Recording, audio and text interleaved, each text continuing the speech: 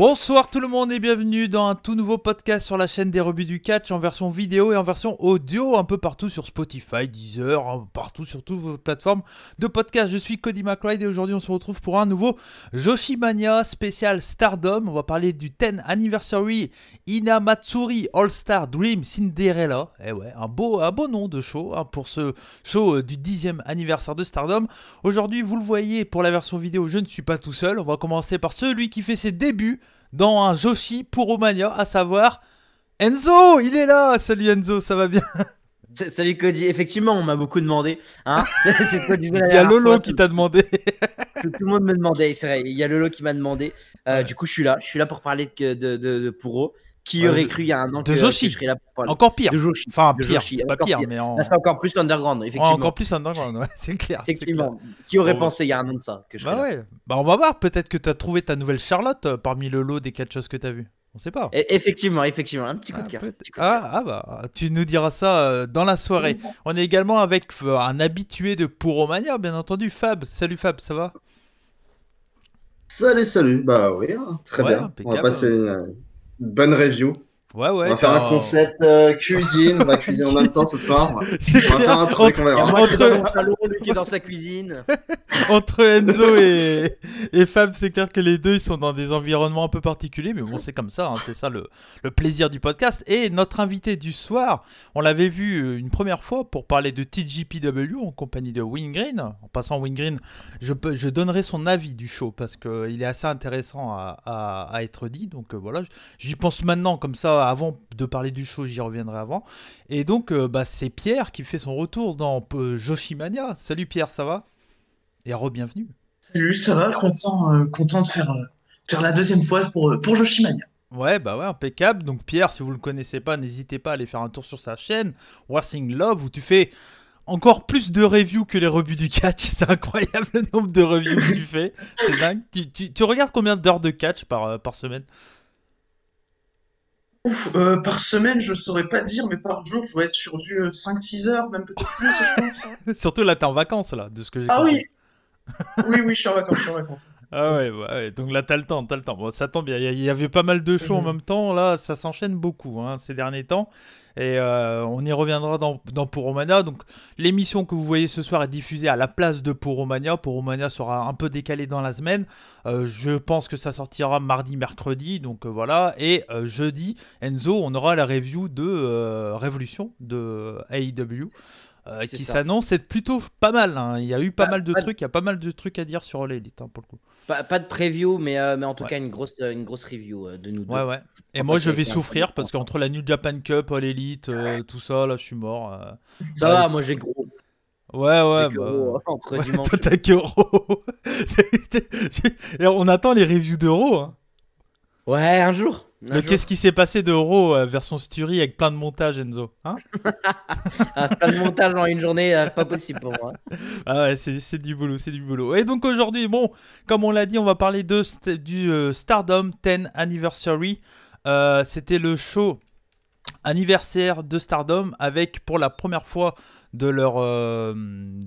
pour la première fois pour eux, ils faisaient un show du côté du Budokan, qui est une grande salle mythique du Puroresu au Japon, salle qui a quand même été assez marquée par l'empreinte Noah dans les années 2000, mais il n'y a pas que Noah qui est parti, mais on se souvient les gros shows qu'on a vus du côté du Puro, il y a beaucoup de Noah généralement, surtout si je dis pas de conneries. Fab, peut-être que tu vas me rectifier, peut-être que Pierre aussi, Pierre tu dois savoir aussi, mais le Misawa Kobashi de 2003 c'était au Budokan, c'est ça? Oui. Ouais, c'est au Budokan. Bien, ouais. Ouais. Ok, donc voilà, donc une grande salle. Et c'était la première fois que Stardom avait un show là-dedans. Parce que c'est une salle qui a été refait en 2020. C'était sûrement prévu pour être refait pour les JO. Et là, elle était refait. C'est Noah qui a réouvert le bal, on va dire, avec leur show Back to Budokan. Quelques jours auparavant, une semaine avant. Et puis là, il y a eu Stardom le 3 et le 4. Le lendemain, il y avait le show anniversaire de New Japan. Donc voilà, on peut s'imaginer qu'il y aura pas mal de shows de catch, des gros shows en tout cas, du côté du Budokan dans le futur. J'imagine que Noah retentera l'expérience également. Petite info supplémentaire aussi, ils ont fait un peu moins de personnes que Noah au point de vue attendance, on va dire donc spectateurs dans la salle. Il y avait d'après Catch Match, encore une fois c'est pas des chiffres sûrs, mais bon souvent ils disent pas trop des conneries. Il y avait 3318 personnes. J'imagine qu'ils avaient les mêmes restrictions que pour Noah, à savoir 5000 personnes max, je pense que c'est ça. 3318 sur 5000, c'est allez, c'est un peu plus de la moitié. Bon, un peu, oui, c'est ouais, c'est 3/4, on va dire, de la salle à peu près. Donc c'est quand même pas trop mal. C'est pas trop mal. On pouvait s'attendre peut-être à plus, mais il faut aussi se dire que le Joshi, peut-être parmi les fans japonais, c'est peut-être un peu moins à la mode actuellement que le Puro pur, qui est pas non plus extrêmement à la mode, mais qui est un peu plus à la mode, Fab. Ouais, clairement, c'est ça. On a l'effet Covid et tout ça, et c'est clair que le Joshi est pas non plus dans sa meilleure passe. Donc, il est en train de se renouveler. Il y a de l'amélioration, mais là, il y a un renouveau. Donc, faut que ça va prendre du temps, je pense. Mais le public va revenir peut-être plus tard. Ouais. Toi, t'es d'accord avec ça, Pierre, ou pas? Moi, oui, je suis assez d'accord avec ça. Et par contre, ça s'est vu directement. Ouais. Dès qu'ils ont commencé le Rumble, qui était du coup le premier match du show principal, parce qu'il faut savoir qu'il y avait un pré-show. Dès qu'ils ont commencé le Rumble, pour moi, ça se voyait tout de suite qu'il y avait moins de personnes que Noah. J'ai dit, ouais, ils sont moins remplis. Je m'attendais même moins à ce qu'il y ait moins que 3300 personnes pour le coup. Ouais, moi je pense que c'est plutôt des bons chiffres. Je sais pas si Enzo t'as un mot à dire là-dessus. J'imagine pas trop vu ton peu d'expérience au point de vue Joshi ou Puro, mais peut-être que t'as un mot à dire. Effectivement, non, alors moi ça va être plus général parce que là on est en plein sur la page Cage Match, mon cher Cody. Ouais. Et je viens de regarder un truc parce que ça m'a interpellé.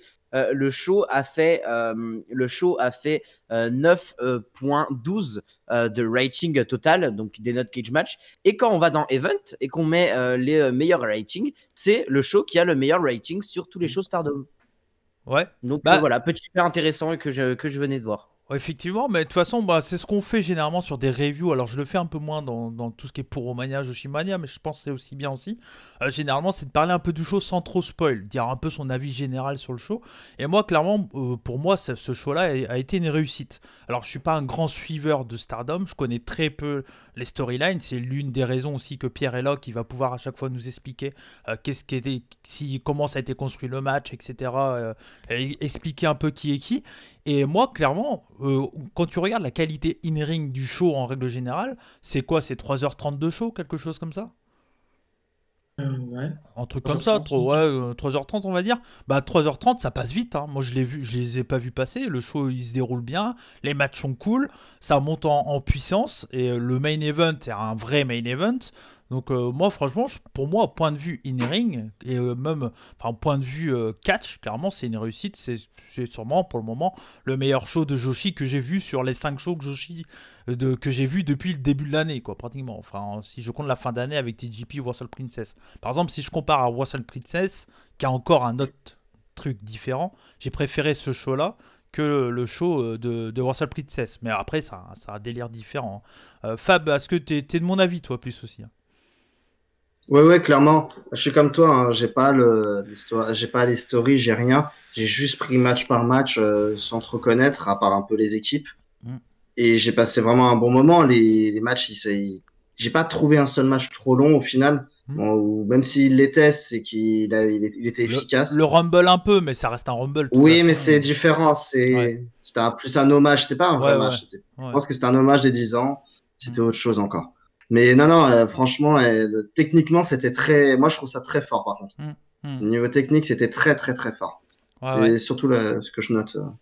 Toi, c'est pareil, Enzo. T'as passé un bon moment aussi. C'était ton deuxième show de Joshi que tu voyais. Ouais. T'avais vu Wrestle Princess aussi. Ouais. C'est ça, j'avais vu le dernier show Stardom. Où on l'avait regardé. C'est ton troisième show alors de Joshi. Troisième show de Joshi. Tu commences à être un expert.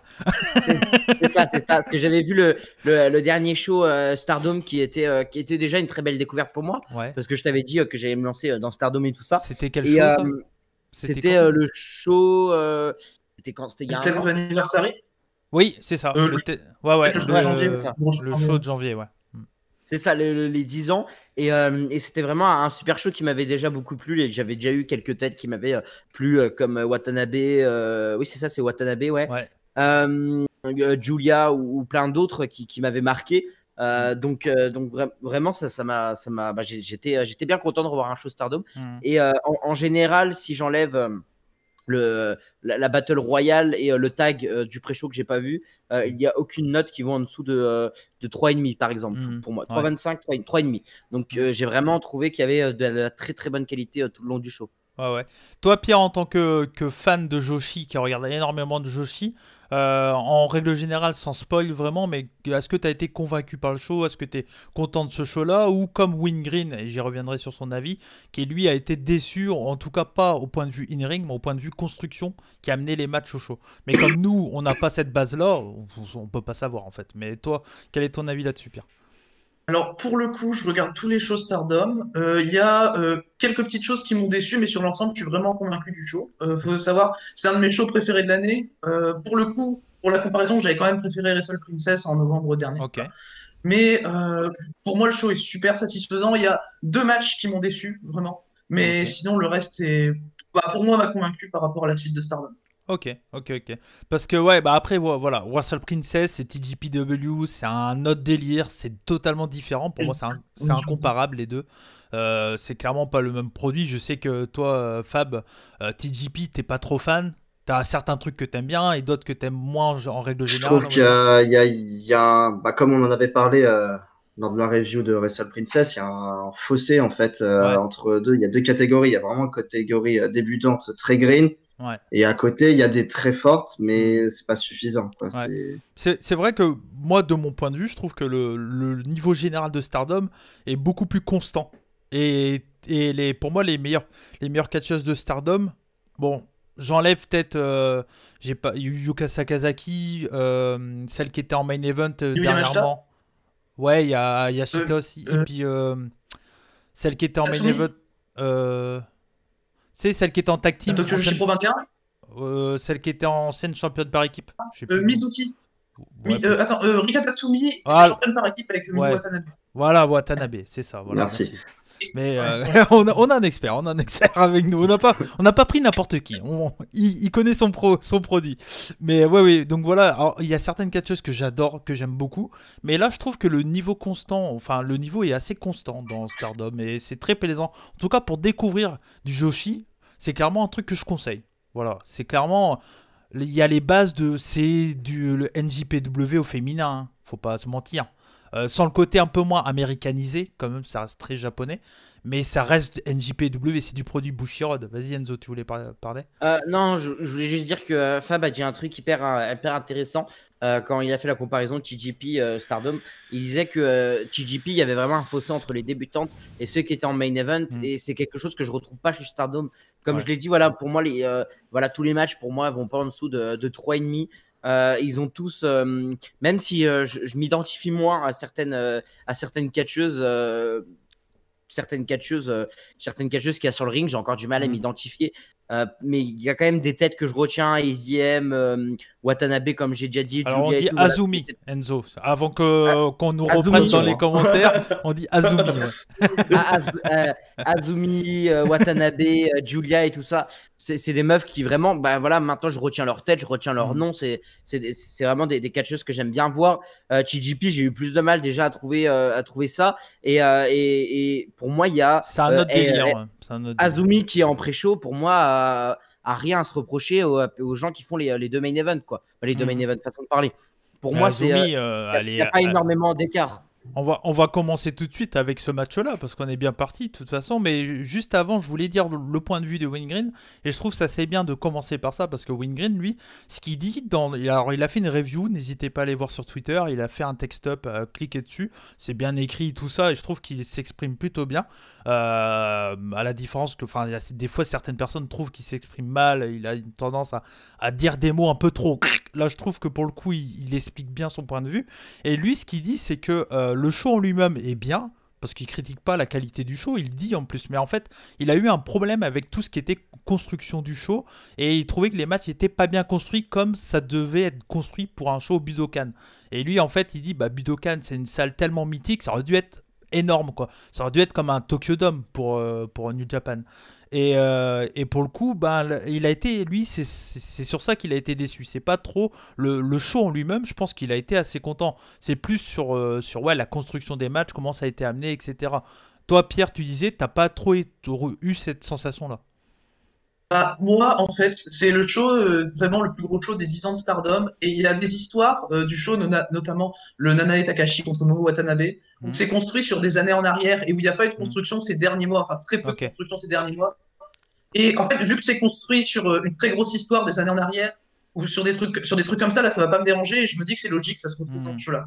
Ouais, eux, peut-être que Stardom, quand ils ont amené ce match-là, ils se sont dit, il y a tellement de backstory entre les deux, il n'y a pas besoin de faire des rappels.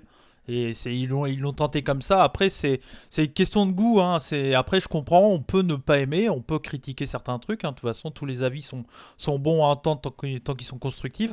Et moi, personnellement, voilà, j'ai été très convaincu par ce show, donc on va y aller. Mais voilà, je voulais dire l'avis de Wingreen, et je comprends son avis, je peux comprendre son avis également.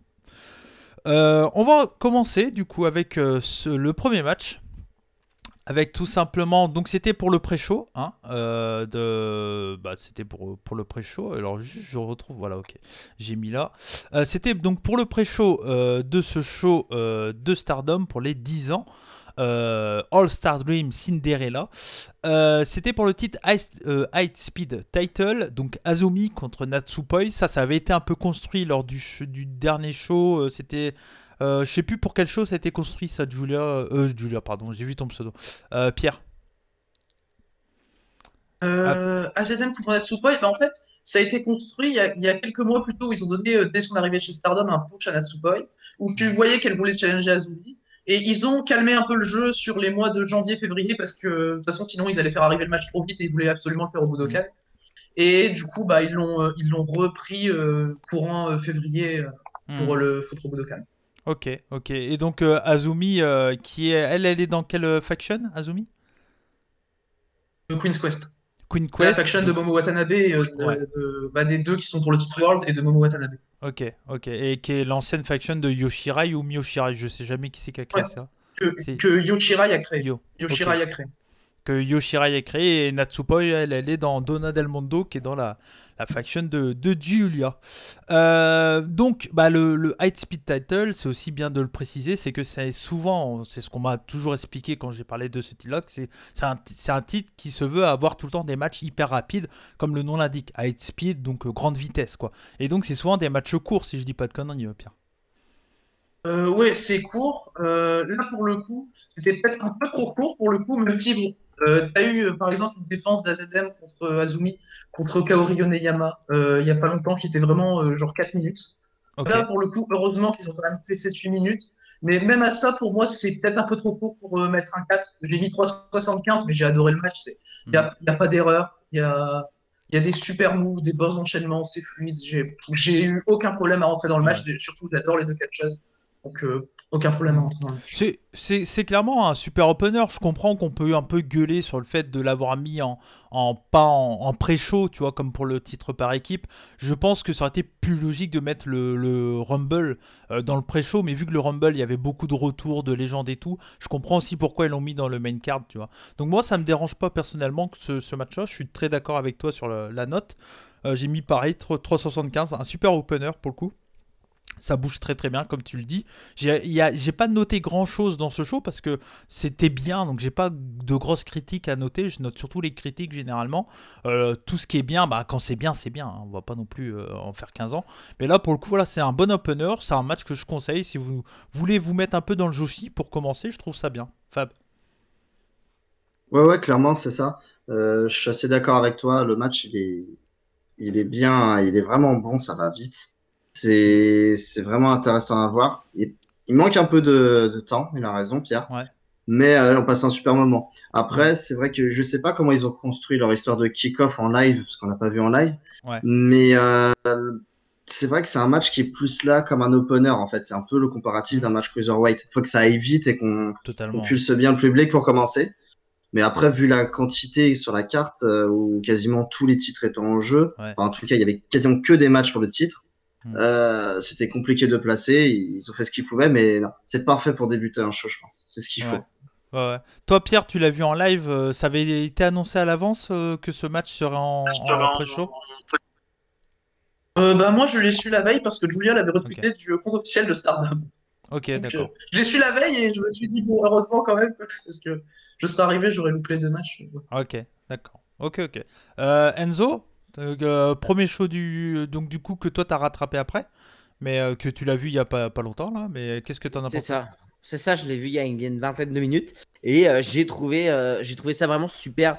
Alors je me suis stoppé au 3,5 pour ce match parce que Azumi, vraiment, voilà, c'est une catcheuse que je l'ai déjà identifiée, je vois c'est qui. Je trouve qu'elle a un style super chouette et que, Elle a que 18 ans, Enzo. elle a 18 ans. Wow, putain, 18 ans. C'est Elle, c'est pognon x 10 000. Oh, elle a 1 an de plus que moi, quoi. C'est dingue. mais vraiment, j'arrive à m'identifier à elle. Je vois c'est qui. Natsupoi, j'ai un peu plus de mal. Et j'ai vraiment, pour moi, il y a Azumi qui brille pendant le match et Natsupoi, j'ai vraiment encore beaucoup de mal avec Natsupoi. En plus, du coup, elle prend le titre. Ouais. Et bon, j'aurais préféré qu'Azumi reste championne, mais ça faisait longtemps que Azumi était championne, Pierre. Ça faisait depuis juillet, je crois que c'était au show New Summer. Je vais regarder ça tout de suite. Oui, donc c'est plutôt justifié qu'elle perde son titre. Alors, c'était Cinderella Summer in Tokyo, c'était pas New Summer pour le coup. Ok. C'était en juillet. Oui, donc logique qu'elle perde son titre, quoi. Ouais, et puis bon, Natsupoi, voilà, moi je l'adore. Natsupoi, pour moi, c'est un petit bonbon. Elle fait partie des catcheuses très joyeuses et tout ça. Moi, j'aime beaucoup Natsupoi. Ça fait partie des noms qui m'ont marqué chez Stardom. Natsupoi, je suis assez fan. Et Azumi, franchement, bon, elle va partir vers le gros titre. Ou tel le titre. Parce que quand tu vois qui est championne, tu te dis pourquoi Azumi, elle pourrait pas partir vers le titre en vrai. Pierre. Mais techniquement, sachant que ça tourne aussi surtout sur des meufs de Queen's Quest, on en reparlera tout à l'heure. Mais il y a eu par exemple la première challengeuse d'Utami, c'était Momo Watanabe. Là, il y a eu le match avec Sayaka Mitani. Finalement, il n'y a que Azumi qui n'a pas eu de sa chance au titre World de Queen's Quest. Ouais, donc ça sent bon. Ça sent bon. Je pense que on va, oui. Ouais, ok. Tu veux dire un mot, Enzo? Ouais, non, je voulais juste dire, c'est là la force de Stardom aussi, c'est qu'ils créent des stars dès le début. Ouais. La meuf, elle a 18 ans, on la voit déjà avoir une chance pour le titre principal. Je trouve ça, et ils sont tous jeunes, hein. Ils sont tous méga jeunes. Il y en a une qu'on a vue, je crois, on l'a vue dans le Rumble, je crois, ou qui est née en 2001. Ouais. Qui a 17 non, ans. 2004. Il y a une de 2004. Non, oui, 2004, ans, oui, 2004, oui. Ouais. C'est dingue. Je sais plus le nom, tu nous le diras tout à l'heure, Pierre. Tu sauras de qui on parle, de toute façon. Et juste, AZM a 6 ans d'expérience aussi, il faut le dire. Ouais. Wow, ok. Ouais, bah elle a commencé hyper tôt. Hein. C'est le Joshi, quoi. Ouais, c'est le Joshi. C'est clair. Mais tu vois, à la différence d'un New Japan, eux aussi, bon, New Japan crée des talents. Hein. Ça, les Young Lions, ça marche très très bien, surtout les prochains, là, les noms qu'ils ont, voilà. Mais un truc que font pas trop New Japan, à la différence de Stardom, c'est que, après, c'est peut-être plus facile pour Stardom de le faire du côté Joshi. Mais quand il y a des pépites, entre guillemets, dans d'autres promotions, ils les embarquent aussi, quoi. New Japan le fait très peu, ça. C'est rare qu'ils prennent des mecs. Bon, il y a eu Taiji Shimori ou Takagi, mais les deux avaient déjà. Enfin, surtout Takagi. Shimori est pas si jeune. Oui, mais je veux dire. Non, mais c'est ce que je te dis. Les deux ont été déjà bien en place dans leur promotion, quoi. Tandis que Julia, bon, elle était chez. Elle était où? Sendai ou. Non, Ice Ribbon. Chez Ice Ribbon. Elle était chez Ice Ribbon, et puis bon, voilà, quoi. Elle a vraiment percé chez Stardom, si je dis pas de conneries. Donc. Finalement, elle a eu que le championnat tag chez Ice Ribbon. Ok. Ouais, donc voilà, ils ont plus le nez là-dessus de prendre les mecs qui marchent un peu plus ailleurs, quoi, à la différence de New Japan. Mais bon. C'est leur force, hein. Je trouve que c'est une de leurs grosses forces, c'est de créer des vrais stars. Ils ont le flair, en fait. Ouais, ils sont numéro 1. Après, tu sais, quand t'es en place, t'as les moyens. C'est ça. Hein. On va enchaîner avec le tag team, du coup. Match que toi, Enzo, tu n'as pas vu. Non. C'était toujours dans le pré-show. C'est quand même un peu étrange de mettre des championnats par équipe quand même dans le pré-show. Je sais pas, moi je trouve ça un peu étrange, mais bon, ça n'empêche que ça donnait quand même un match vivant et plutôt bon hein, dans l'ensemble. C'était donc pour les titres Goddess of Stardom Championship Match, c'était Maika et Himeka, Donna Del Mondo qui étaient et toujours les championnes par équipe. Et elles faisaient face à Uedo Tai, Natsuko Tora et Saki Kashima. Pour info, Tora c'est celle qui a les cheveux courts et un peu maquillée sur votre photo si vous ne la connaissez pas. Et donc Kashima c'est l'autre qui est à droite. Et du côté, j'ai un peu du mal à les reconnaître. Maika, c'est laquelle par rapport à la photo? Est-ce que tu vois la photo, Pierre? Je vois pas la photo, mais Maika, c'est la plus brune. Ok, d'accord. Ok. Donc Maika, c'est celle qui est à droite sur l'équipe de gauche. Si je dis pas de conneries. Peut-être que j'ai dit une grosse connerie. Ça serait pas la première. Mais voilà. Mais donc moi, j'ai trouvé, alors même si on enlève le côté un peu étrange d'avoir mis ce match pour ce titre-là dans le kick-off, le match reste encore une fois bon. J'ai mis 3,5. C'est un match qui est assez rapide. Il n'y a pas grand chose à dire, c'est bien exécuté, c'est vivant, il n'y a pas de Bullet Club style hein, ou de Uedo Tai style, à vrai dire il n'y a pas de gros overbooking comme ils ont l'habitude de faire les clans de Hill du côté du Japon, et pour le coup c'est bien pour le catch, donc ça reste un bon match. Moi j'ai été convaincu encore une fois. Maika est très très forte, j'aime beaucoup, si je vois laquelle c'est, je crois que c'est Maika que j'aime beaucoup, mais Himeka aussi, enfin les deux sont très bonnes, hein, rien à dire. Un peu plus de mal avec Tora, elle est charismatique, mais je trouve qu'elle n'a pas un ring exceptionnel. Voilà, elle est un peu plus, je dirais pas feignante, mais elle est heal, quoi. Voilà. Et Kashima, j'ai un peu moins de souvenirs, mais ça reste un bon match, Fab. Ouais, clairement, c'est un super match. Il est bien vivant. Donna Del Mundo, Maika et Himeka, pour moi, elle crève l'écran sur ce match, en tout cas. Mm. C'est super à voir. Après, petit problème encore, c'est la même chose. C'est 7 minutes. Ouais. Donc, pour un match de championnat, je trouve ça hyper court. Après, voilà, c'est le kick-off. Ils les ont bridés. Après, tant pis. Mais bon, on passe quand même un super moment. Moi, j'ai mis 3,5. Et pareil. ouais, ça me donne envie de voir la suite. Hein, c'est pas mal du tout. Ouais, pareil. Pierre, sur la construction du match, j'ai l'impression que ça a été fait un peu à la va-vite pour le coup, ce match-là. Alors pour le coup, oui. Himeka et Maika avaient pris les titres à Biplessly et Konami. Ouais. Et du coup, juste après, c'est l'autre partie de Uedo Tai, Natsuko Tora et Saki Kashima qui sont allés challenger. Voilà. Okay. Et ça m'étonne pas que ce soit en pré-show parce que les titres Goddess n'ont pas trop de prestige chez Stardom. Ok. Les titres par équipe, c'est pas un gros titre, quoi. C'est comme oui. Chez New Japan. Faut l'avouer. Au moins, on n'a pas les Guerrillas of Destiny, là. Ouais, c'est vrai. Mais bon, on a Uedo Tai. C'est un peu pareil. Mais ouais. Ils catch au moins eux. Ouais, elle catch. C'est vrai. Bah, j'ai vu des matchs de Uedo Tai, des fois, ça catch pas bien plus que Bullet Club. Hein. Non. C'est des fois ils font light. J'étais pas habitué à ce que ça catch autant pour le coup. Ouais, ok. Qu'est-ce que t'as pensé du match? Moi, déjà, j'ai été un peu moins généreux que vous sur la note. J'ai mis 3. C'est le match que j'ai le moins aimé du show, même si, bon, pour un 3, pour un match que j'ai le moins aimé du show, c'est quand même bien. Pour le coup, pour moi, c'est vraiment Maika qui est au-dessus du lot. Kashima et Himeka ont fait vraiment une bonne carte aussi par rapport à d'habitude. Je les ai trouvés meilleurs. Et pour le coup, Natsuko Tora, j'ai trouvé que c'était un fantôme dans le match.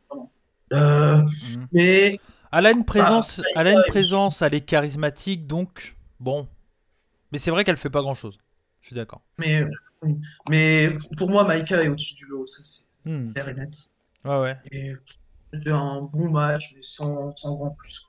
Mais Maika, ça fait partie des catcheuses que j'entends souvent son nom revenir parmi les fans de Joshi. C'est un nom qui me revient beaucoup. C'est une catcheuse qui a beaucoup de hype derrière elle, qui est vraiment soutenue. Alors, oui, ça va. C'est pas l'une des plus soutenues, mais oui. Okay. Pour moi, elle a beaucoup de star power et pour moi, c'est un gros projet pour Stardom. Ça, y a pas de doute là-dessus. Pour moi, c'est un gros projet pour Stardom. Et pour l'instant, de toute façon, elle va encore s'améliorer. Et déjà que là, elle est super. Alors là, dans 3-4 ans. Elle est jeune aussi, Maika? Maika, il me semble qu'elle a 23-24 ans. Oh. Ok. On t'entend pas, Fab. Fab, faut que ah ouais, oui, c'est mieux. Ouais. J'ai dit, elle n'a pas d'âge sur Cage Match, mais elle a 3 ans de carrière. 3 ans de carrière, ouais. Elle a débuté chez GTO, je crois, si je dis pas de bêtises. Ok. Ah, mais JTO, ils se sont fait voler tous leurs talents en fait ces derniers temps. C'est ouf. Problème de budget. Ouais, c'est clair. Takami Shinoku, il a pas donné assez de chèques. Les Yakuza payent pas assez. Je sais pas s'il y a les Yakuza derrière JTO, mais bon. Ok, est-ce que vous avez un dernier mot à dire, toi, Fab Maika? Du coup, c'est un de tes coups de cœur, du coup. Et Imika aussi. Ouais, clairement. Et ils ont fait un super match. J'ai vraiment aimé voir. Mm. J'arrive pas forcément à différencier une plus forte que l'autre. Les deux m'ont plu. Donc Ok. ouais, j'ai envie vraiment de voir ce qui se passera plus tard. Hmm. Début du show, début de la main card du coup. Pour commencer le show, une promo qui résume un peu les 10 ans de la promotion, le début, tout ça. On voit des Kairi Sane, des Yoshirai qui font des promos. Hein, voilà, petit clin d'œil très sympa. Les deux, Yoshirai avec la ceinture NXT. Kairi Sane, on sait qu'elle est là au Japon pour être un peu la chercheuse de L'ambassadrice prospect, de WWE ambassadrice, au Japon. hein, ouais, voilà, dans le Ça dans le c'est mon catch dada, japonais. WWE. Ouais, c'est clair, c'est clair. Ambassadrice. Mais c'est son vrai nom, enfin, c'est son vrai job. Hein. C'est le vrai Allez, statut, ouais. hein. C'est Le vrai le statut. statut, c'est ambassadrice au Japon de la WWE. Ouais, bon. Pour le moment, ça donne rien, mais peut-être, on sait jamais, attention, hein, ils vont nous créer un NXT Japon. On va voir flou, on va voir flou. Et donc, ça commence le show après cette belle promo avec le Stardom All-Star Rumble match. Je vais mettre la photo. Pour que tout le monde voit un peu. Alors, j'ai pas tous les noms. Bon, alors Pierre va nous dire un peu les gros noms qu'il y avait, va nous expliquer rapidement qui était qui, mais c'était un mélange entre des noms connus du Joshi, des catcheuses qui étaient en retraite et qui ont repris pour ce match exceptionnellement, de ce que j'ai compris. Il y avait des légendes du Joshi, comme par exemple Matsumoto, il y avait également Emi Sakura, voilà, par exemple, et il y avait d'autres catcheuses donc, que je connais un peu moins. Il y avait également des jeunes catcheuses comme Saya Ida ou Lady C, voilà, des catcheuses qui sont assez jeunes et assez green, enfin surtout pour Lady C, il faut l'avouer. Pour le coup, Saya Ida, moi j'aime beaucoup. Voilà, Future Stardom Champion. C'est un peu bizarre qu'elle n'a pas défendu son titre, mais bon, pourquoi pas. Il faut bien placer des matchs pour d'autres shows hein, aussi. Mais voilà, mais le match en lui-même, ça reste un Rumble des plus classiques. C'est un bon moment pour les fans de Joshi, j'imagine. Moi, personnellement, j'avais pas le côté ah, c'est qui, parce que les trois quarts, je les connaissais pas, faut l'avouer. Bon, on avait Saru qui nous aidait pas mal sur certains noms parce qu'il a une bonne connaissance de catch, donc ça nous aidait pas mal. Mais sinon, le Rumble en lui-même, bon, il y a des moments comédie, c'est assez fun. Il y a Kikutaro aussi qui est également dans le show, qui est lui un personnage totalement comédie du Puro, qui est voilà, t'as un personnage très what the fuck, a une grosse tête, un peu de cochon et tout ça, c'est assez drôle. C'était marrant de le voir là-dedans. Il y a l'arbitre qui lui met des coups et tout, c'était marrant. Enfin voilà, il y a des moments, c'est du comédie, c'est de la bonne humeur, c'est de l'histoire du Joshi. Moi j'ai trouvé que c'était un bon moment, j'ai pas trouvé ça extrêmement long, ça reste un Rumble, c'est d'une trentaine de minutes. Mais bon voilà, moi j'ai trouvé ça bien, j'ai pas mis de note parce que c'est un Rumble. Mais voilà, ça reste plutôt sympa. Pierre, je vais commencer par toi. Il y avait qui en gros nom que tu pourrais citer, par exemple, qui est revenu pour ce Rumble? Déjà, il y a des légendes des années 90 comme Shigusa Nagayo ou Mima Shimoda, Ok. qui sont des grandes légendes de AJW notamment. Ok. Il y a des meufs de Marvelous aussi, bon, qui sont pas des gros noms pour le coup, mais t'as Rin Kadokura qui était dans le tournoi All Elite pour le coup, Ouais. de Joshi. Mayo Shizuki qui a déjà eu une chance au titre High Speed aussi en novembre, il me Ok. semble, au titre High Speed d'Azumi. Il y a Yoko Bito, Yuzuki Aikawa qui sont des légendes de Stardom aussi. Yuzuki Aikawa qui est la première championne Wonder d'ailleurs de Stardom. Ok. Et pour les catcheuses actuelles, c'est surtout Starlight Kid. T'as Kyoko Inoue aussi qui catch encore du côté de chez Diana, Ok. mais qui est aussi une légende du Joshi. Mhm. Et, Il y a, voilà. il y a Emi Sakura qui est venu avec tout son crew de la Gato Move là.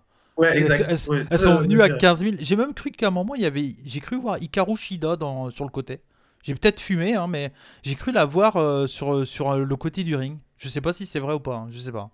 Mais à un moment, j'ai cru la reconnaître. Bon, peut-être que j'ai fumé, hein. Je sais pas.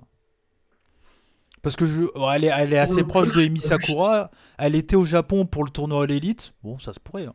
Je sais pas.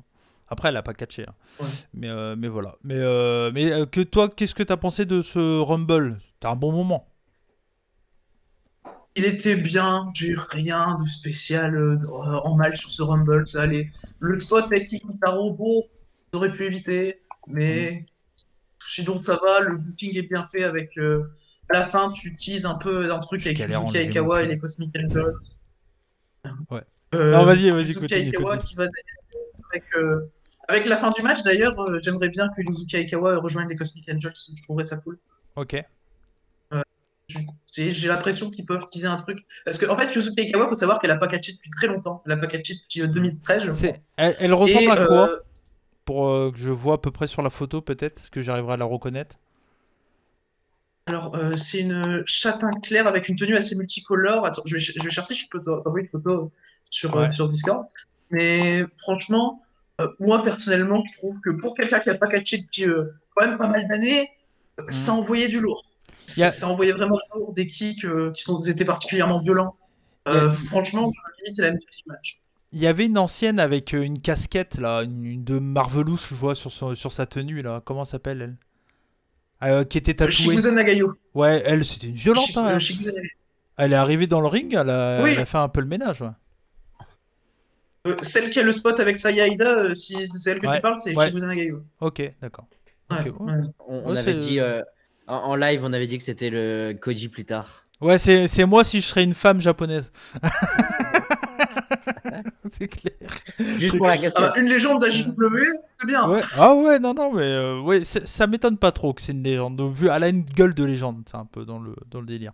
Fab, et comme ça je vais enlever mon pull, donc vas-y, parle Fab. Et si si je suis pas revenu, Enzo t'enchaînera. Ok. Ouais, donc non, un Rumble assez random, c'est plus pour les fans. Moi, je connaissais pas grand monde, honnêtement. Après, voilà, c'est bien pour les fans. On retrouve des anciennes. C'était pas quelque chose de sérieux. Je sais même pas s'il y avait un enjeu. Tu pourras nous dire, Pierre, s'il y avait un véritable enjeu sur ce Rumble. Mais non, il n'y a rien à la clé. Donc voilà. Ouais. Donc ouais, non, c'est un Rumble hommage. Donc il n'y a pas grand chose à dire. J'ai pas mis de notes. C'est pour amuser le public. C'est très bien pour le public, généralement, pour le public qui est sur place. On aurait pu le voir dans le pré-show, ça, en vrai. Je pense, ouais. Ouais, mais bon. Bon, après, c'est le côté historique. J'aime bien jouer sur la nostalgie, hein, ça fait toujours plaisir. Puis ça permet. Je pense, c'est aussi, tu sais, pour essayer de vendre un peu, de jouer sur le côté JWA à l'ancienne, quoi, tu vois. Donc, jouer un peu là-dessus. Ouais, c'est ça. Pour moi, c'est le point noir. Le gros point noir du show, c'est vraiment que j'ai pas aimé. J'ai pas aimé du tout. J'ai trouvé ça méga long. En plus, moi, c'est le soir et en ce moment, si vous le savez pas, je refais ma chambre. Ouais. Et du coup, je suis méga fatigué. Et du coup, je suis arrivé, je vous ai rejoint en appel sur Discord au moment-là. Et je me suis plus ennuyé qu'autre chose pendant une bonne petite 40 minutes, je pense. J'ai trouvé ça trop long. Et je suis pas du tout le public visé par ce match-là, je pense. Parce que je pense que c'est pour les fans comme Pierre, pour qu'ils reconnaissent voilà, les catcheurs qu'il aime bien. Comme a dit Fab, les catcheuses plutôt, comme a dit Fab, pour le public qui est là-bas, mais c'est pas du tout pour moi qui connaît rien au Joshi et qui veut juste voir du bon catch in ring. Si vous avez jamais regardé Stardom, passez ce match. Hein. En vrai, c'est pas. Voilà, oui, non, c'est pas important. Pas chier que ça. Important. Oh, ouais. Ok, bah très bien. Est-ce que vous avez un dernier mot à dire sur le Rumble ou c'est bon? C'est bon. C'est bon. On va enchaîner du coup avec le match d'après qui était là un match avec un match cross-promotion, on peut dire ça comme ça, j'imagine. Momo Watanabe de la faction Queen Quest contre Nanae Takahashi qui elle est de Seedling avec 3N. Voilà. Je précise, c'est bien de le dire parce que je l'ai découvert il n'y a pas si longtemps que ça, cette promotion. Je vais pas vous mentir, mais pour le coup, et j'ai fait n'importe quoi, je m'en excuse. Vous avez un écran noir pour la version vidéo. On revient. Pour le coup, Nanae Takahashi, je la connaissais. Enfin, sa tête me disait quelque chose. Donc, je l'avais déjà vu quelque part. Je sais pas où, mais c'est quelqu'un qui est très connu dans le Joshi, Pierre. Déjà, c'est une des créatrices de Stardom avec Yuzuki Aikawa. Okay. C'est la première championne world de Stardom. Du coup, l'histoire, par rapport à l'histoire du coup avec Momo Watanabe. En fait, c'est que Momo Watanabe, c'est l'élève de Nanae Takahashi. Et Nanae a eu son dernier match chez Stardom contre Momo. Et elle avait battu Momo à l'époque où elle était encore un peu inexpérimentée. D'ailleurs, Momo a 20 ans aujourd'hui. Donc à l'époque, elle avait 15-16 ans. Elle a que 20 ans, Momo ouais. Momo Watanabe a 20 ans. Elle, c'est pareil, c'est pété de thunes aussi, elle. Oh là là. Oui, Ah mais ouais. Momo Watanabe, je crois qu'elle est là depuis. VVE, ils sont là. On attend quoi, 3-4 ans? Ah non, Ils sont avec leur caddie, là, ils Ah ouais. attendent. Il y a ouais. Carissa qui est derrière avec son petit chèque là à donner là. C'est clair. Venez, c'est clair. venez. Ah ouais, Combien c'est clair.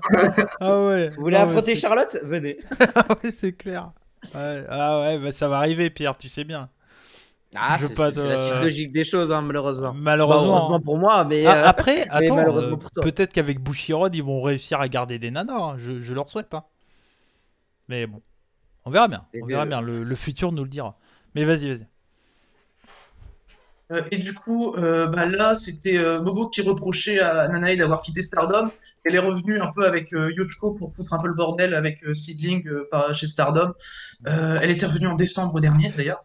Et du coup, c'est un peu le élève contre maître où l'élève vraiment prouvait à Nanae qu'elle est plus comme il y a 4-5 ans et qu'elle a évolué. Voilà. Ok. Ok. Donc, encore une fois, pas trop de construction dans les shows Stardom, mais une construction un peu historique. Quoi. Ouais. Mais une très grosse construction par rapport aux années passées. Ok. Donc, du coup, toi, t'étais assez convaincu par ce combat. C'est un combat qui te hypait bien. D'un point de vue in-ring, c'est le match qui m'a hypé le plus du show. Ok. Et est-ce que t'as été déçu? Peut-être un peu, mais même à ça, c'est mon deuxième match préféré du show. Honnêtement, moi j'ai mis 4,25. J'ai mis 4,25. Ok. J'ai adoré tout le long. Le premier truc du match, t'as Momo qui fout une claque à Nanae.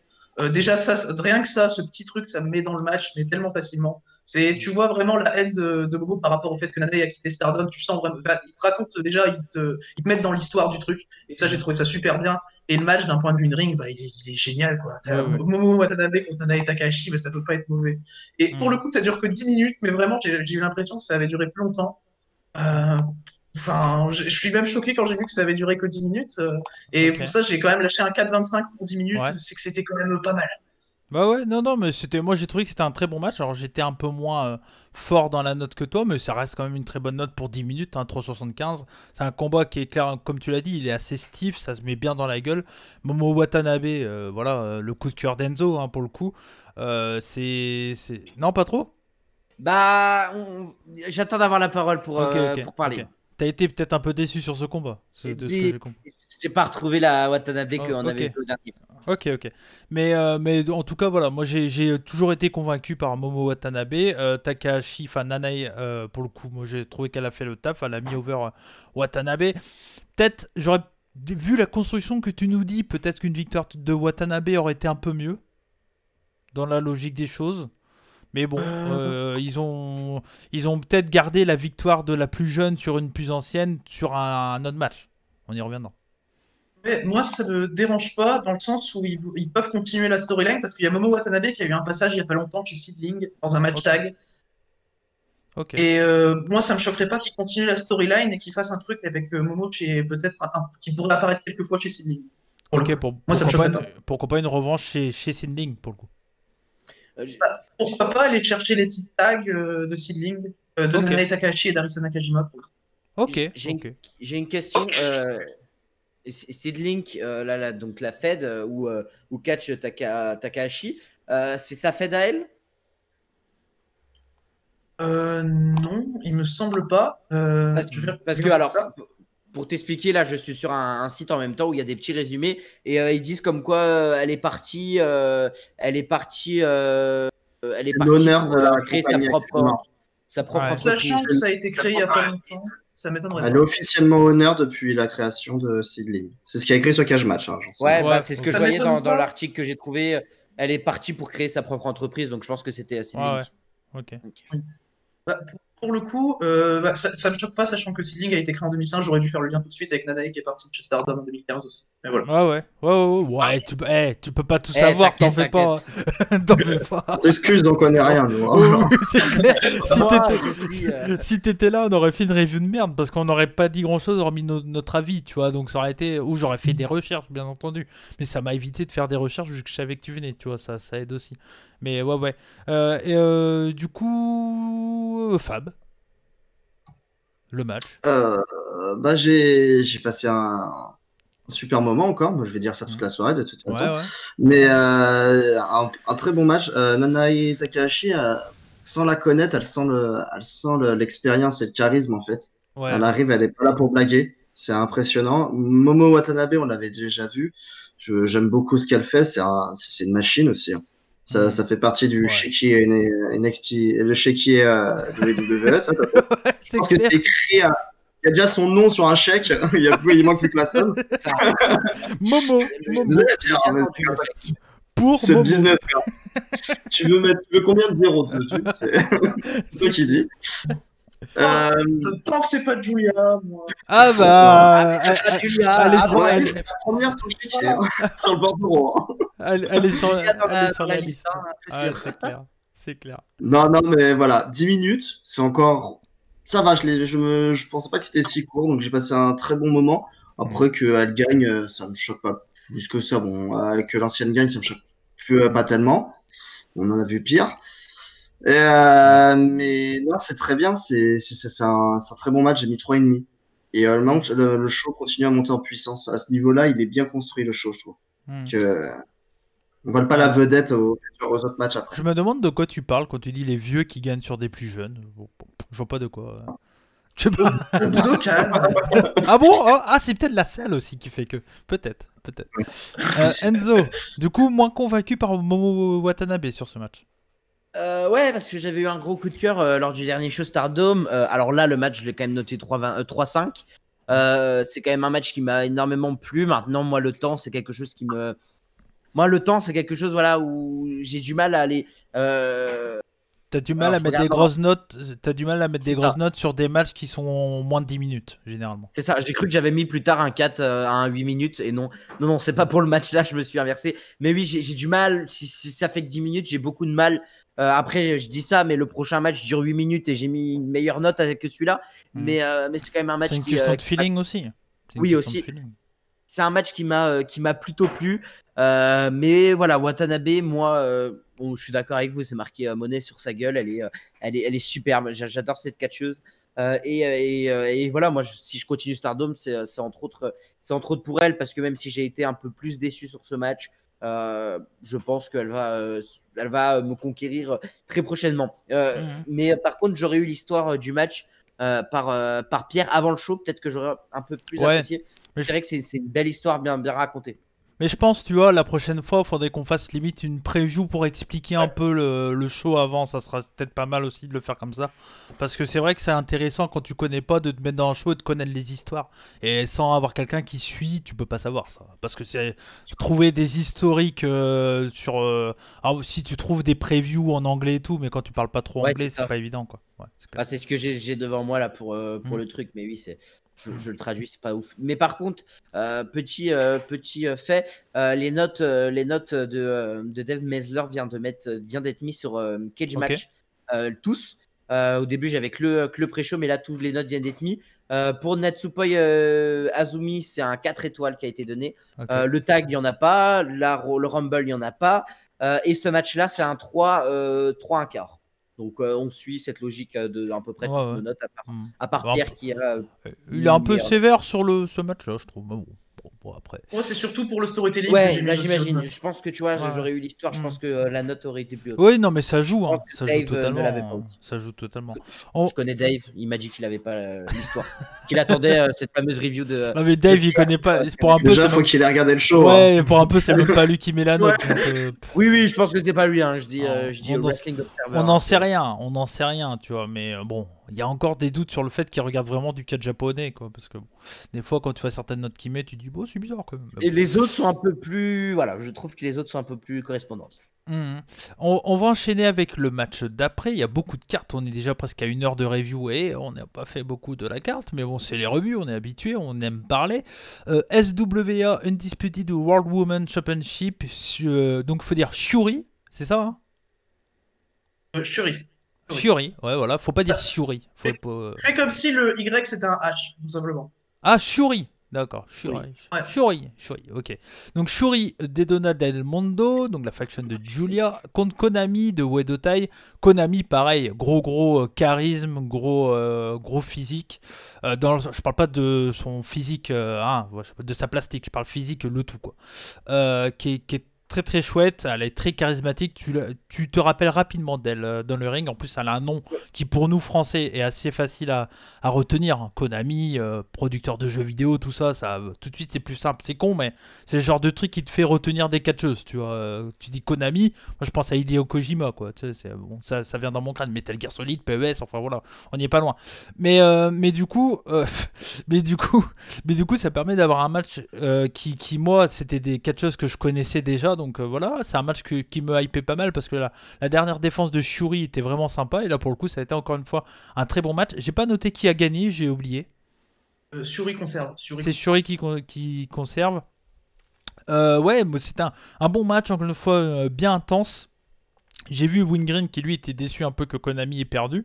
Après, est-ce que c'est pas pour essayer d'amener Konami aussi un peu plus haut dans le futur? Parce que ça reste quand même une catcheuse qui... Ah, on a perdu Enzo. Ça reste une catcheuse qui est quand même bien... qui a un gros projet, j'imagine, Konami. Je sais pas quel âge elle a aussi, mais elle paraît jeune. Mais c'était un vrai bon match pour moi. J'ai mis 3,75. On continue dans ce genre de notes. Pierre? Moi, pour le coup, c'est l'un des matchs desquels j'étais déçu. Ok. J'ai mis 3,5 personnellement. J'ai trouvé beaucoup trop court pour ce que c'était. Après, c'est propre. Shuri et Konami sont géniales sur un ring, ça, y a pas de souci. Mais que 8 minutes, ça m'a un peu choqué, surtout qu'il y a quand même du backstory entre les deux. Que Konami et Shuri sont anciennes meilleures amies. Voilà, je vais y arriver. C'était chez Reina. Reina, d'ailleurs, qui est une compagnie où Shuri est ancienne propriétaire. Ok. Et du coup, là, d'ailleurs, dans le promo package, ils en parlent bien, ils lui prennent bien le temps de montrer par rapport à Reina, qui est l'ancienne compagnie de Shuri, du coup. Et là, j'ai pas trop trouvé le truc, à part dans l'après-match où elles se font un câlin, mais sinon, j'ai pas trop trouvé le storytelling. Après, l'in-ring était bon, mais moi, j'ai été déçu qu'il s'est bâclé, quoi. C'est 8 minutes. Mais je m'écrans bien. Ouais, t'as trouvé le match un peu bâclé pour ce qu'ils auraient pu raconter en plus, quoi. Ouais. Ok, c'est compréhensible comme ça, c'est compréhensible. Fab? Moi, j'ai eu le sentiment sur ce match que Shuri est booké comme plutôt invincible. Très très forte dans ce match. Compliqué à battre. Il me semblait que déjà la dernière fois c'était ça. Peut-être que je me trompe. Ouais. Mais je trouvais ça. Après, Konami, j'ai bien aimé aussi. C'était un bon match, mais moi j'ai mis 4 quand même, donc j'ai vraiment bien aimé. Donc non, c'était bien cool. C'est dans la continuité du show. J'ai pas de choses à dire. Vous avez dit pas mal de choses. Mais non, moi j'ai passé encore un très bon moment dans ce match. Donc voilà. Après voilà, comme on n'a pas la construction, on n'est pas déçu quoi pour ça aussi. Oui, c'est ça. Moi j'ai noté que le N-Ring. Ouais. De toute façon, j'ai pas la suite, j'ai pas le reste. Tu mais fais voilà, comme non, Dave c'est Meltzer. très... Dave Meltzer, il C'est note ça. le N-Ring de toute façon. Il regarde pas. Oui, déjà. Je sais pas ce qu'il... On n'en sait Note les rien. catcheurs. Ouais, on n'en sait rien. Il note sur le physique, peut-être. Peut-être qu'il regarde Joshimania avant. Et après, peut-être. Il les note. C'est peut-être un auditeur. C'est peut-être ça. On sait pas. Voilà, c'est pas. Ok. Salut Dave.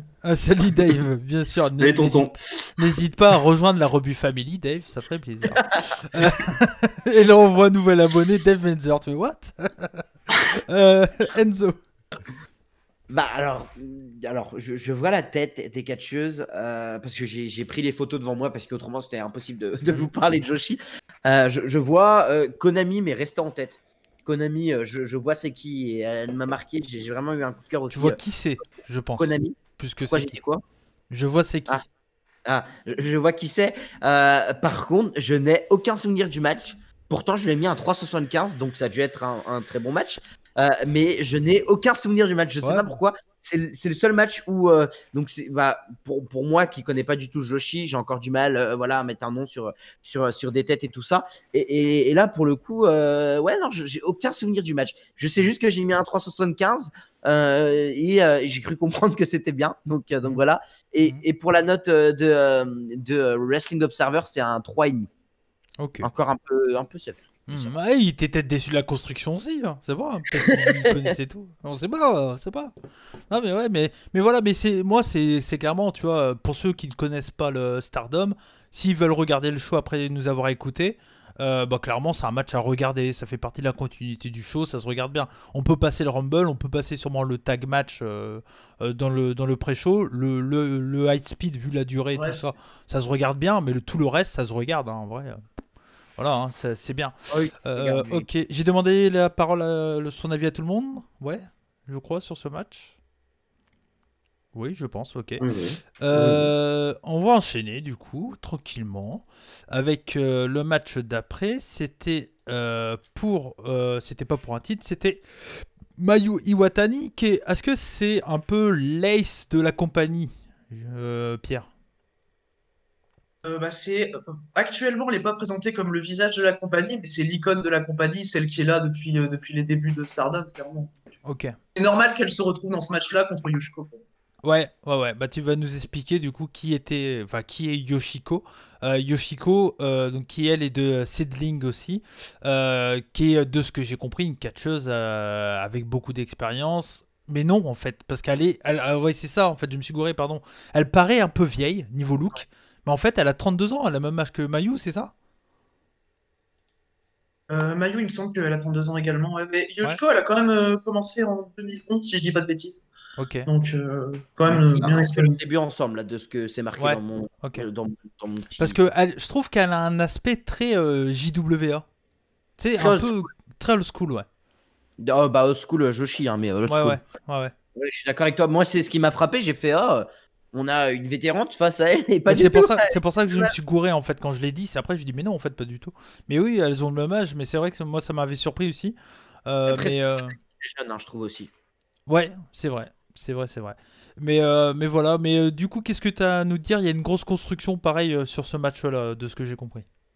Alors, c'est surtout sur le passif, parce qu'en fait, Ouais. Yoshiko a été renvoyé de Stardom en 2015 Mm. après un shoot sur Aki Azukawa, qui a arrêté sa carrière pour longtemps, Mm. puisqu'elle est revenue, elle a fait un match en novembre 2020, si je dis pas de bêtises, chez Action Ring Girls. En fait, du coup, Yoshiko, c'est un peu la bannie, on va dire, de Stardom. Et pour le coup, C'est la sexy star japonaise. moi, j'ai même. même- Je sais pas si la même- comparaison même est bonne, moi, mais j'ai- c'est la seule que je connais qui a fait du shoot, donc c'est pour ça que ça me vient. Voilà. Bon bref. Non, Ouais. mais pour le coup, c'est pas du shoot en mode shoot style, c'est shoot vraiment. Oui, non, mais Enfin, non, je veux dire, mais les deux. En fait, Shoot, Sexy Star, c'était pareil. Elle avait pété le bras à celle de TNA là, à Rosemary. Oui, ouais. on en rappelle de cette histoire. ouais. Non mais vas-y Et enchaîne. non, oui. Du coup, oui, Yoshiko qui avait arrêté du coup momentanément la carrière d'Aki Azukawa en lui faisant des gros dommages aux yeux aussi. Du coup, même moi, j'ai un peu beaucoup de mal à revoir Yoshiko de ses Stardom par rapport à ça. Bon, je sais que c'était en 2015, mais même moi, pour le coup, quand elle est revenue chez Stardom, j'ai fait pas bonne idée, pas trop bonne idée. C'est pour ça d'ailleurs que j'ai eu un peu de mal à m'investir dans le match. Moi, j'ai quand même mis 3,75 parce que l'in-ring est super cool. Ouais. Pour moi, c'est bien construit. T'as des grosses lariats de Yoshiko. À un moment, t'as Mayu, elle prend des neck bumps. T'as limite pas pour Mayu, quoi. C'est violent. Hein. C'est un mais- match qui est violent, je trouve. Bien stiff. Hein. Bien stiff, ouais. T'as des super moves et tout. Yoshiko est super sur un ring, ça y a pas de souci avec ça, Mayu aussi. Mais moi, j'ai eu du mal à être investi par rapport à toute l'histoire avec Yoshiko. J'ai du mal à la voir chez Je Stardom. comprends. Pour le coup, chez Seedling, ça me dérange pas. Mais chez Stardom, j'ai un peu de mal. Ok. J'ai quand même mis 3,75, mais je comprends pourquoi on peut mettre bien plus. Bah moi j'ai mis 4. J'ai mis un bon gros 4. C'est mon premier 4 du show. J'ai trouvé le match très bon. Mayu Iwatani, elle a un gros star power de ouf. Il n'y a pas à chier là-dessus. Voilà, elle fait des dives. Wow, elle s'est butée sur le dive là, où elle part dans le public là, elle part dans partout. Elle fait une Phoenix à Tripmania, je sais plus quoi là. C'est marrant parce que tu vois, quand t'as Iwatani ou Rey Fenix qui font des dives comme ça, on dit oh putain les dingues et tout. Quand c'est Carmella qui a 2 doigts de se buter, on fait elle est dangereuse. Et pourtant, Carmella, c'est la même chose. Je suis désolé, mais c'est plus ou moins le même style de dive parce que Carmella. C'est pas très safe non plus. Quoi, ah non, c'est pas safe. Ah non, c'est pas safe du tout. C'est totalement pas safe. Mais c'est ça qui est marrant, tu vois. Avec Iwatani et Rey Fenix, on fait oh les dingues, c'est des catcheurs de ouf et tout. Carmella qui fait ça. Oh là, elle est dangereuse. Qu'est-ce qu'elle fait? Tu sais, alors qu'au final, pour le coup, pour le coup, Iwatani a quand même une grosse habitude à prendre des neck bumps. Ouais. Là, pour le coup. Oui, Iwatani, je crois que c'est dans ce match-là et peut-être dans le match pour le World of Stardom. Mais dès que tu peux bumper sur la nuque chez Stardom, vas-y, quoi. C'est tous des Kota Ibushi, quoi, dans le délire, quoi. C'est comme les souplex, ils prennent tous des souplex. Ouais, c'est souplex party, hein. Il y en a partout. Les German dans tout le monde. Les German, faudrait faire un loto des German avant le show. Et dès que t'as un loto, tu bois un coup, tu finis bourré, quoi. Ah ouais, c'est dingue. Je sais pas, il y a combien de German, c'est dingue hein, dans ce show. Enfin voilà, mais c'est une habitude. Hein. La German, c'est le Hyptos du catch français, quoi. Enfin vous m'avez compris. Ouais, du catch japonais. Ouais, voilà. Oui, enfin bref. Mais voilà, ouais, non, c'était un vrai bon match. Vraiment un vrai bon match. Et je comprends la hype, Iwatani, tout. Elle a vraiment un truc pareil. VVE. Un peu plus vieille, mais. Je suis pas sûr, ouais. Pour moi, c'est moins sûr pour elle. Ouais. Ah, si, pour le coup, des vieux. Elle a quand même débuté en 2011. Hein, donc ça m'étonnerait qu'ils veuillent la faire, sinon ils l'auraient fait avant. C'est vrai, t'as raison. Ouais, elle est dans le top 5. Non, mais je pense qu'il y a peut-être plus. Enfin, après, on fait un truc que tous les fans de Joshi vont nous pourrir en disant ça. Mais... Ils vont nous détester. On est en train de faire la liste des Joshi qu'on a envie de voir chez VVE. Non, mais il faut pas qu'elle aille chez VVE. Pour le coup, je défends le Joshi. Non, mais pour le coup, Iwatani, je pense pas, parce qu'elle a l'air d'être très fidèle à sa compagnie. Et c'est pour ça que je t'ai dit, j'ai l'impression que c'est un peu l'ace, en tout cas l'image de Stardom, quoi. Oui. Mais voilà. Fab? Iwatani, ouais, c'est la patronne. C'est la patronne de Stardom, on le ressent tout de suite. J'aime beaucoup ce qu'elle fait. Elle, c'est une des rares que je connaissais bien. Elle a eu un petit parcours aux États-Unis, bon, pas énorme, mais. Chez ROH. Première championne. Ouais, c'est ça. Et elle est. Non, elle est pas première championne. Mais non, c'est moi qui disais ça. Et Enzo me dit, mais non, Oui. je dis, mais si. En fait, il avait raison. C'est pas la première championne, c'est je sais plus qui. D'ailleurs, je sais plus. On a oublié. Ah, la vieille. Ouais, Sami Sakai. C'est pas la Madame âgée. Non, c'est ça. Bref, on s'en fout. Non. C'est ça. C'est Sami Sakai la première. Bref, vas-y, Fab. Voilà. Donc, oui, non, Iwatani, c'est la patronne du ring. Le dive, ouais, il fait un peu peur, hein, la tête plongeante. Elle arrive trop vite au sol, ça fait flipper. Faut faire attention. Yoshiko, moi, je l'avais déjà vu à DDT. Elle avait fait un Peter Pan en 2019. Okay. Si je me souviens bien, c'est contre Saki Akai et c'était bien stiff aussi. Hein. Elle a envoyé du pâté. Donc, on voit bien que c'est pas une poète du tout. Donc, c'est parfait pour ce match, au final, je trouve. Ouais. Le match est vraiment bien. Il est un peu plus violent. Il dénote un peu du reste du show. Qu'est-ce qui est arrivé avant? Parce que derrière, ça va quand même envoyer. Ouais. Mais il est plaisant. Moi, j'ai bien noté. J'ai mis 4,25. J'ai passé vraiment un bon moment. C'est vraiment un match à voir. Après, il n'y a pas forcément de construction. Je suis assez d'accord. C'est peut-être dommage. Mais bon. Moi, après, au niveau in-ring, j'ai pris mon pied. Ouais. Donc voilà. Enzo? Moi, c'est mon premier 4 de la soirée. C'est un gros 4 que je donne sur ce match qui a duré une quinzaine de minutes, je crois. Je vais vérifier tout ça. Ouais, 15 minutes. C'est un 3,75 par Dave Mesler pour ceux qui veulent. Par Dave Mesler. Par un de ses lutins. Mais c'est un match que j'ai vraiment beaucoup aimé. Iwatani, vous le répétez, mais c'est le ace, c'est la ace totale de la compagnie. Elle est superbe.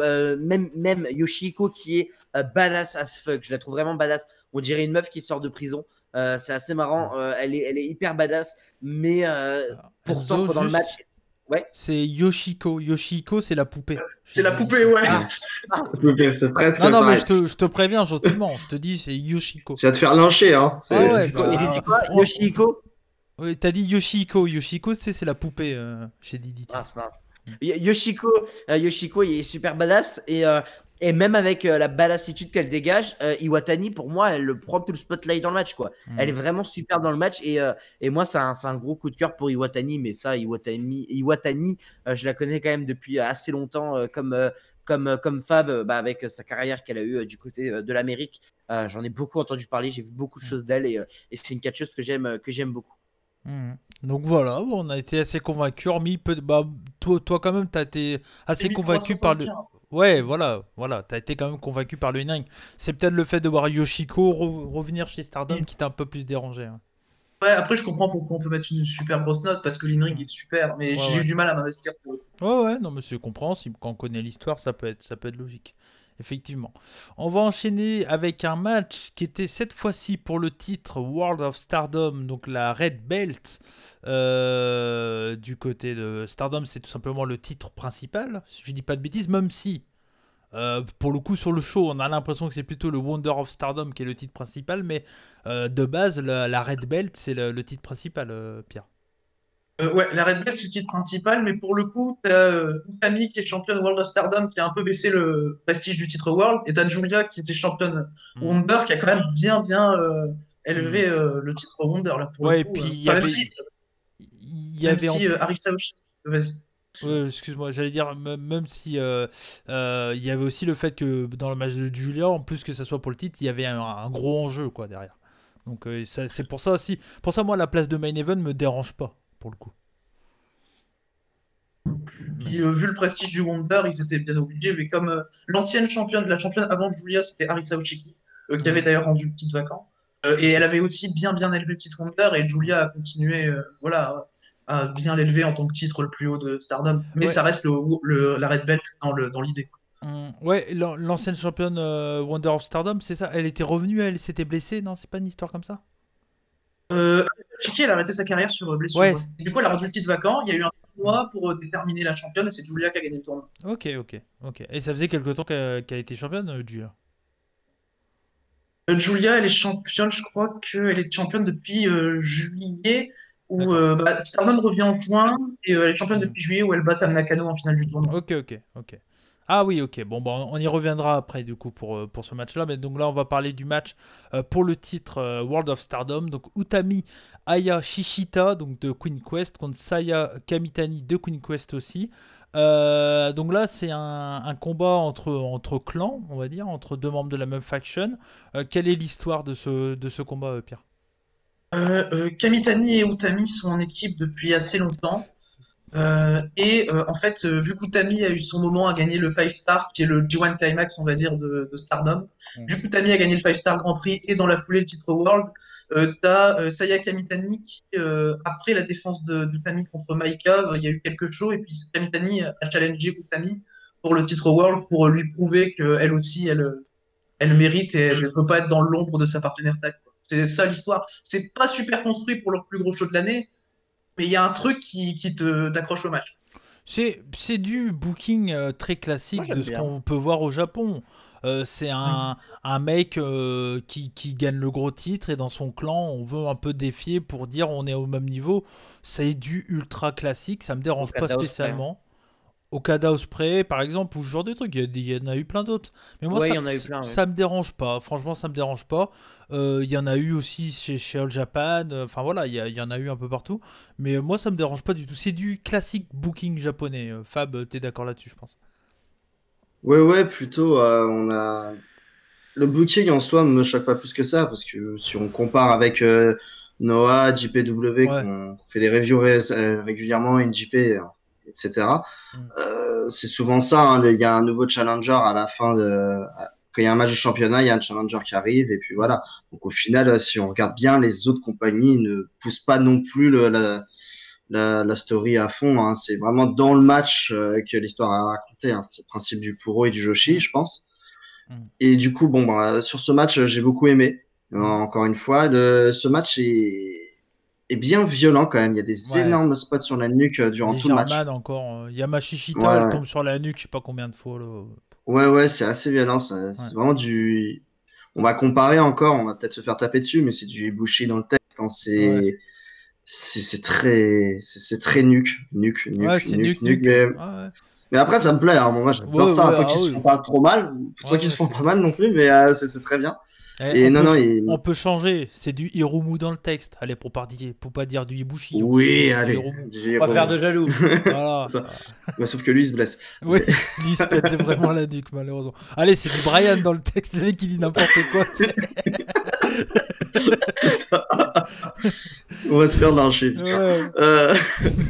Non, et très bon match. Aya Shishita qui gagne. Après, j'ai pas les tenants et les aboutissants, donc je peux dire pourquoi pas, je sais pas. Elle conserve son titre.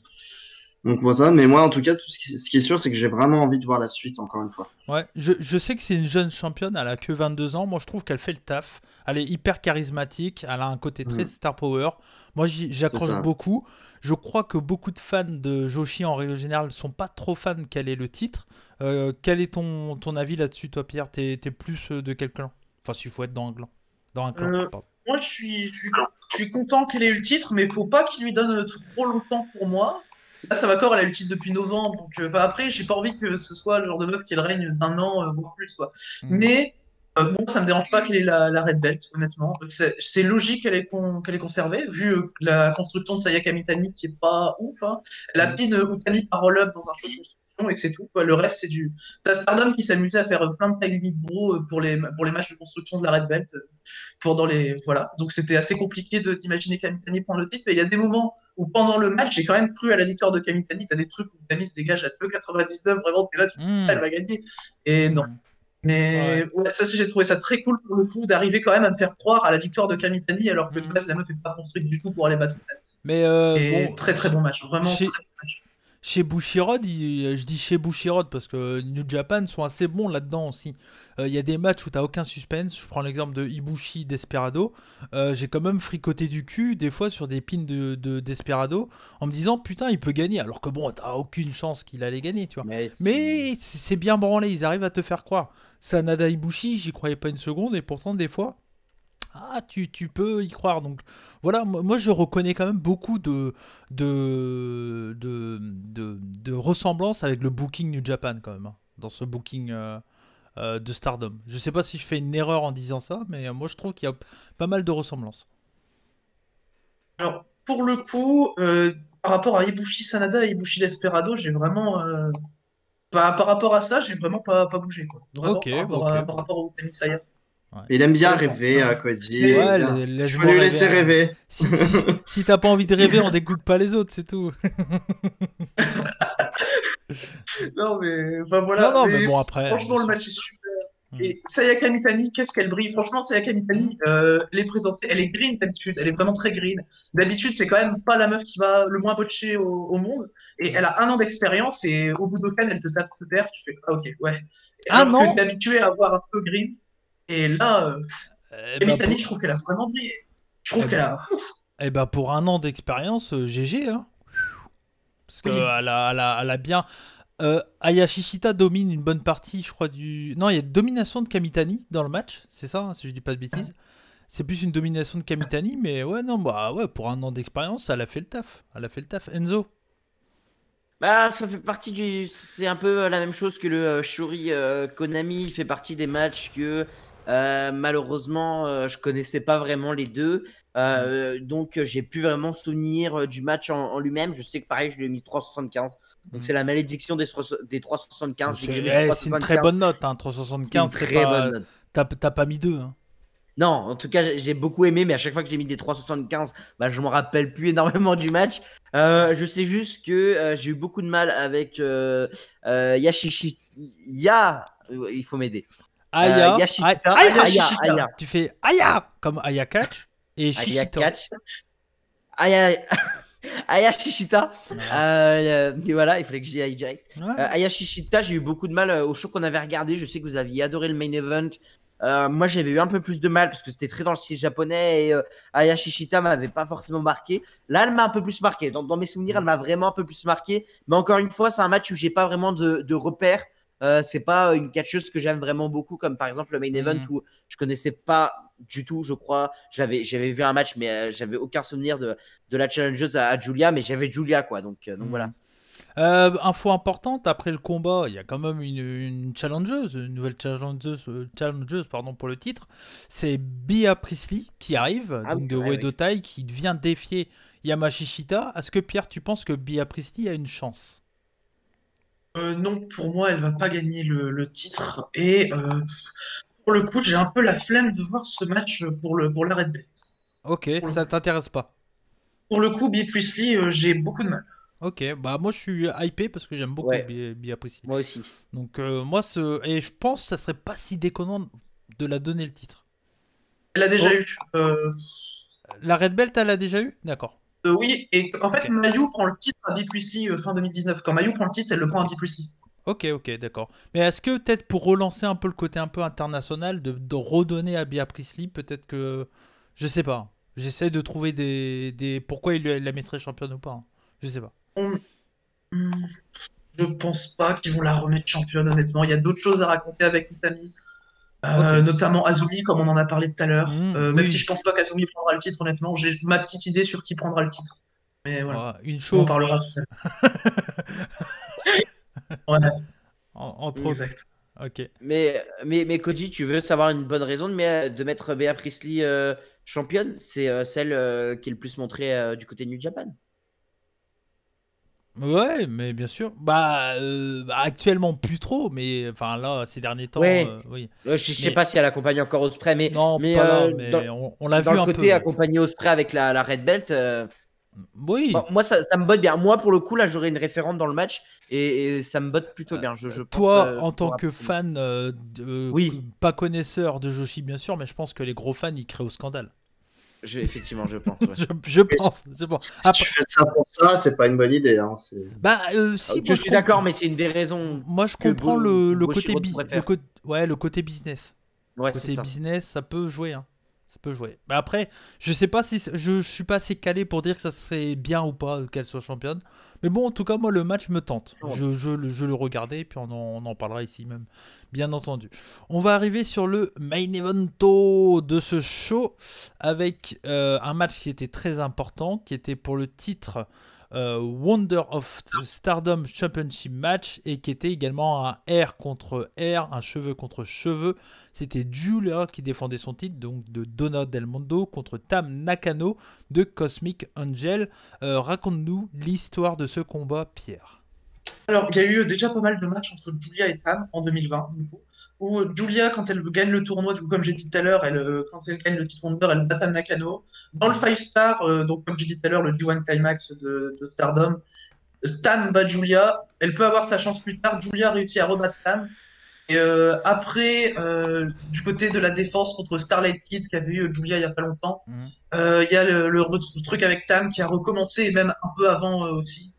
Avec la défense. Après la défense contre Natsuko Tora, je crois qu'il y a un truc avec Tam, et Julia dit que d'abord elle va affronter Starlight Kid. Mm. Et dans le match contre Starlight Kid, elle défie Tam dans un R versus R pour le Budokan. Mm. Ok, mais c'est une histoire qui est bien construite, quoi, qui a vraiment Ouais. une histoire de main event pour le coup, parce que il y a des, Bah, pour le c'est coup, le oui. match retour du retour. Tam Nakano a jamais gagné contre Julia en un contre un, si j'ai bien compris. Si, comme j'ai dit au 5-star Ah Grand Prix. pardon, c'est pas, ah oui, pardon, c'est vrai. Au Ok, 5-star, c'est Tam qui bat Julia pour ok, avoir sa chance un peu plus tard. d'accord, mais donc du coup oui, c'était plutôt une revanche de Julia pour le coup, plus. Ouais, et c'était un peu, enfin, Julia qui disait que Tam, elle, de toute façon, elle s'en foutait du catch en lui-même et qu'elle tenait trop à ses cheveux. Du coup, Julia a dit à R versus R, on va voir si t'oses. Voilà. Mm. Mm. Et pour le coup, t'as une babyface qui est super dans son rôle et t'as une Will qui est splendide. Donc, ça passe tout Ouais, seul. donc toi t'es un grand fan de Julia. Tu la suis depuis ses débuts chez, je sais plus, tu m'as dit chez qui? Ice Ribbon? Ice Ribbon, non, je la suis pas depuis Ice Ribbon. J'ai regardé beaucoup de ses matchs à Ice Ribbon quand même. Ok, Mais je la suis depuis du coup Stardom un peu plus ok. juste après ses débuts chez Stardom. Mhm. Et ben voilà quoi. C'est Ouais. dès le début tu fais ah Mhm. oui charisme. Elle est Et puis souvent pas trop aimée de certains fans parce qu'elle a été quand même assez push d'entrée de jeu, c'est ça? ouais, elle a été assez poche et pour le coup je veux dire le match Julia contre Tam Nakano est quand même bien reconnu comme génial par beaucoup de fans de Joshi. Ok. Contrairement à certains autres matchs de Julia que moi j'ai trouvé génial ces derniers Mhm. mois. Mhm. Donc là pour le coup je pense que Mhm. ça va être moins dans le ouais, overpush, tout ça, Ok. mais enfin, moi, je fais partie des gens qui n'ont jamais trouvé Julia overpush. Mhm. Bah moi déjà j'ai un truc à dire, c'est que Julia elle est marquante. Tu la vois dans le ring, elle est différente de tout le monde, pour le fait que c'est Ouais, une clairement. Afu, je crois qu'il faut dire, les japonaises mélangées avec une autre nationalité, je crois que c'est le mot, c'est Afu, je crois. Si je dis, peut-être que je dis une connerie, mais je crois pas. Et donc, il y a ça aussi qui marque beaucoup. Voilà, elle est totalement différente des autres, elle ressemble à aucune autre catcheuse. de ça, donc tu es à ce côté-là, de ça, elle est hyper charismatique. Elle a pas, c'est pas je pense pas que c'est la meilleure in-ring du côté de Stardom, mais elle a un in-ring plus que correct, voire très bon quand même. Hein. Elle est quand même plutôt bien forte Excellent. in-ring. Mais Ouais, c'est pas Mayuri Watani, mais c'est excellent. Ouais. Non, mais enfin, moi je trouve qu'elle fait clairement le boulot en tant que catcheuse. Elle est vraiment bonne, hein, j'ai rien à dire.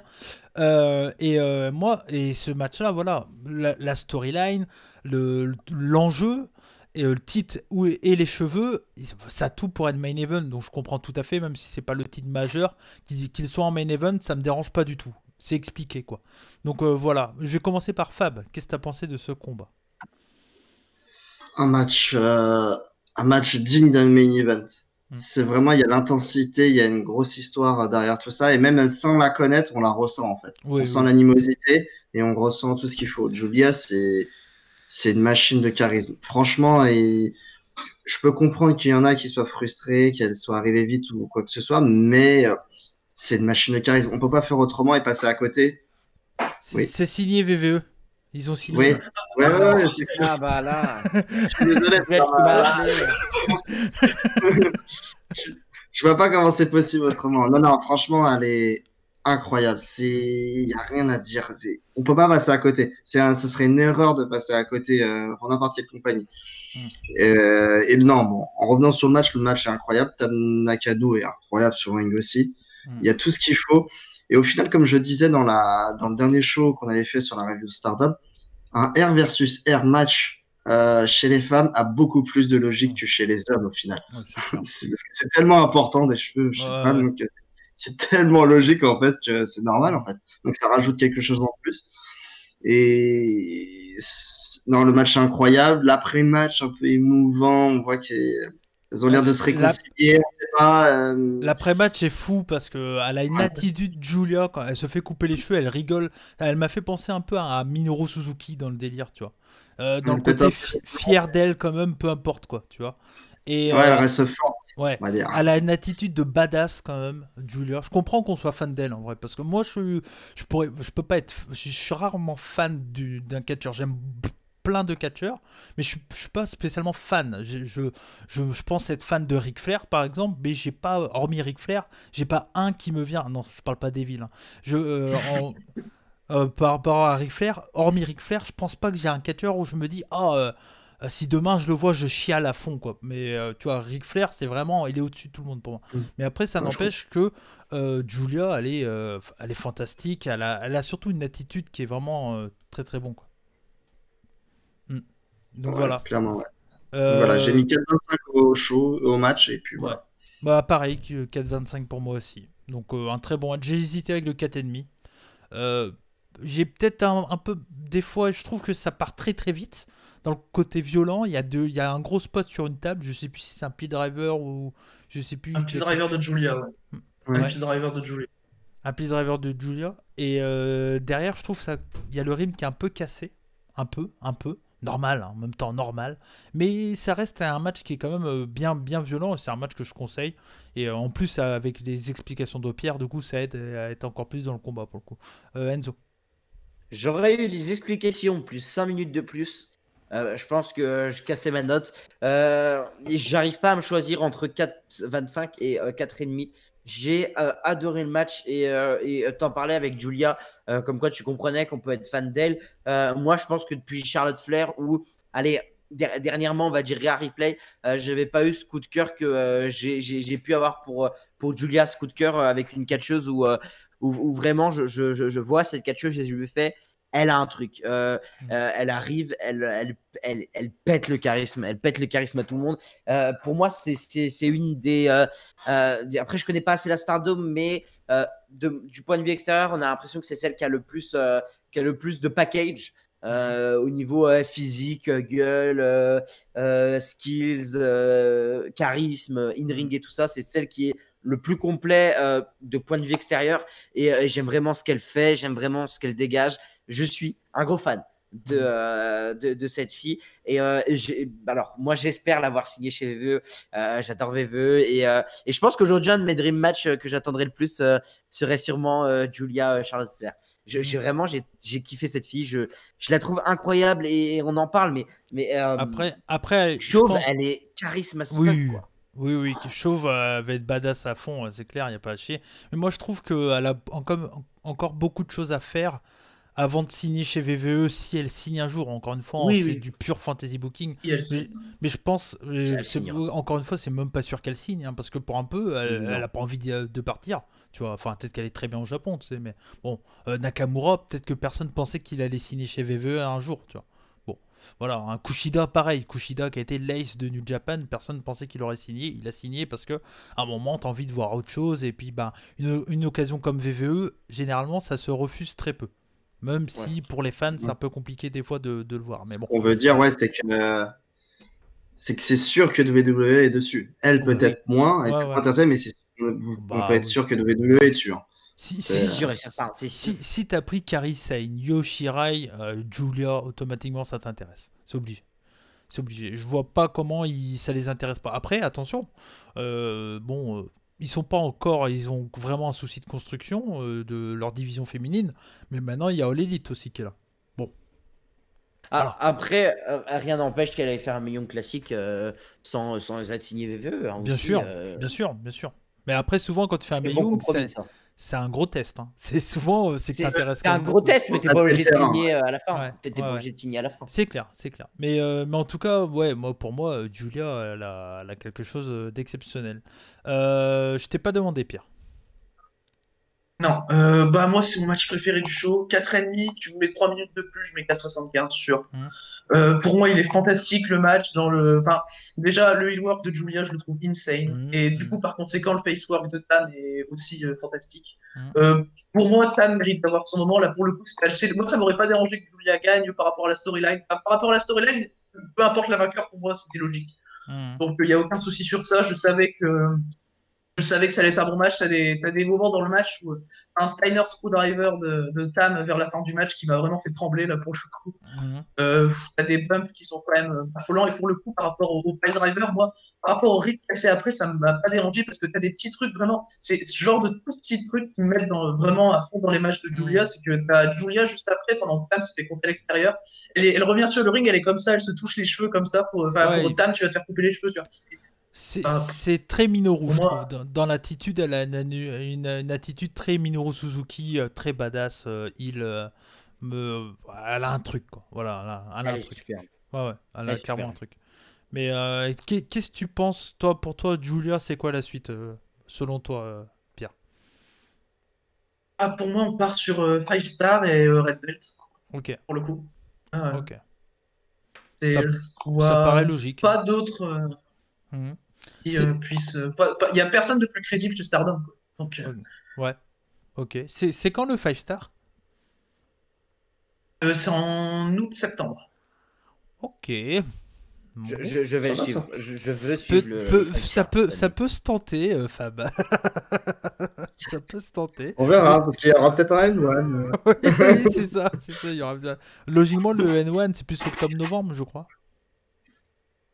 Ouais, mais ça dépend, parce que si Climax, il le décale à côté, peut-être qu'ils vont pas vouloir être en phase. C'est un merdier. Ouais, non, mais on va se taper encore. Voilà. De toute façon, maintenant, ils font 4 Tokyo Dome dans l'année, donc...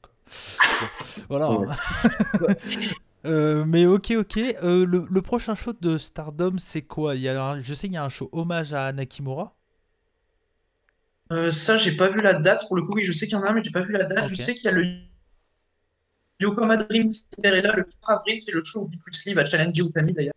Ok. Et voilà pour les prochains gros shows Stardom. Mais pour en revenir à l'après-match, après, tu as une scène qui est diffusée sur Twitter par Stardom où Julia se fait couper le reste de ses cheveux parce qu'il faut savoir qu'elle se fait couper que la moitié de ses cheveux sur le ring quand elle s'assoit sur la chaise, tout ça. Et d'ailleurs, ce qui est assez badass parce qu'elle veut elle-même se faire couper les cheveux et Tam veut pas, ça j'ai complètement kiffé. Et la scène d'après dans les backstage où Julia se fait couper les cheveux, elle est comme ça, elle regarde, elle est furieuse, mais genre juste parce qu'elle a perdu et elle s'en fout de ses cheveux. Ça c'est. Ouais, et puis elle va revenir chauve, ça va être quelque chose. Hein. Ça c'est clair que je vais pas louper son retour sur les rings chauve. C'est quand le prochain show là? Le prochain show de Stardom, c'est quand?